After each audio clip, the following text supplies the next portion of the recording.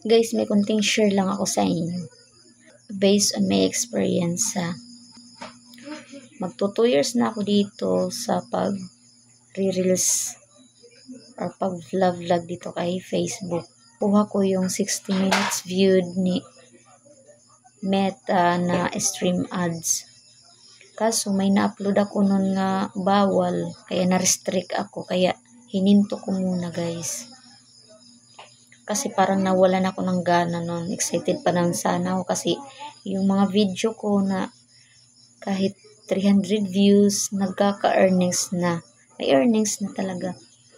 Kaso nung na-restrict ako dito kay Facebook sa stream ads ko, nawalan ako ng gana mag-vlog, mag-upload ng mga video. Pero napaisip ako na itutuloy ko kasi baka trials lang sa akin. At yun na nga, tinuloy ko. Hanggang na wala yung restriction. Siguro 1 year na wala yung restriction ko sa stream ads. Katapos nanood ako ng mga tutorial kung paano ma-invite ng mga tools ni Meta, yung ads on reels, yung bonuses. Bawal pala gumamit. Hindi naman bawal.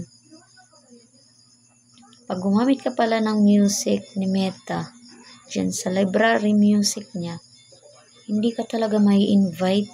Ginagawa ko, gumagamit ako ng mga music ni Meta dyan sa library niya.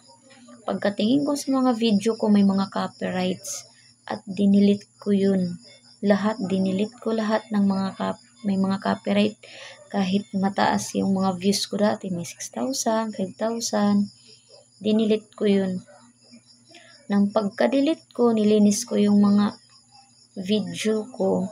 Ilang araw na-invite ako sa content monetization ni Meta. Yan na yung 3. May ads on reels na, yung may bonuses, at saka yun, stream ads. Pinagsama na siya.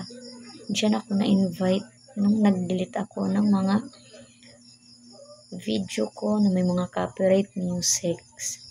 Kaya ikaw, kung bago ka pa lang, huwag kang gumamit lang muna ng may music. Dapat voice over lang para ma-invite ka agad. At saka upload. Hindi po basehan yung mga views mo para ma-invite ka. Kahit mababa yung mga views mo, pwede kang ma-invite ni Meta ng kanyang mga tools. Basta walang mga copyright music yung mga video mo.